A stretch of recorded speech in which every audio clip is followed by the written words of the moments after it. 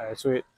So you can learn a lot of the same principles that I just talked about on this hammer strength, but with a dumbbell. And if you don't have access to one of these machines, because you don't go to a good gym, or you're working out at home and you only have dumbbells, first of all, join the gym, right? Join the gym. Just do it.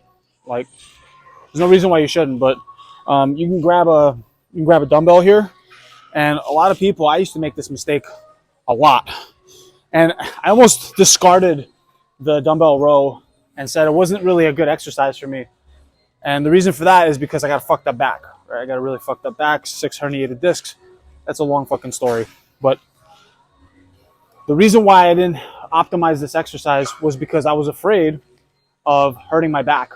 So I always trained back real stiff because I was always afraid of aggravating those injuries, right? So when I used to row like this kind of short range here, and you're gonna get lat. Like, I feel my lat here, but it's nowhere near as effective as if I drop this down and open all of this up. All of this has to open, come through.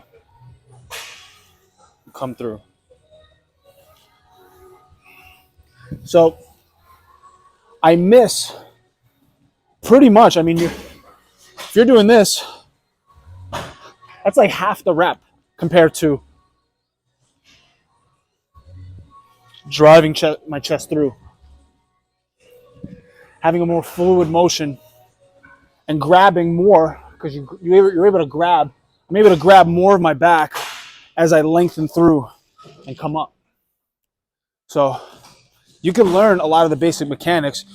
You have to be careful because, again, if you're not used to this sort of range of motion and you feel that on your back, you may or may not feel like you're going to throw your back out.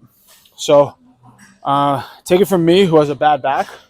Start with a lighter weight. Guys who I teach this technique to that are rowing with an 85, 90-pound dumbbell immediately have to cut their weight in half and use a 50 to be able to use the proper technique and also to be able to breathe. Because the other thing is guys get real choked up because they're using weights that are just way too heavy for them.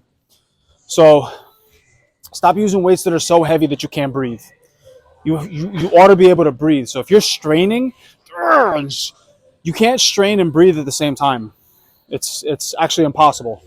So lighten whatever weights you're using and make sure that you're able to breathe during your set. It's like basic shit, but you see a lot of people straining and just making all these noises and stuff like that. And whatever muscle they're training isn't even getting a pump because they're not breathing. So rewind the clock, lighten the weight, check your fucking ego, and breathe during your set.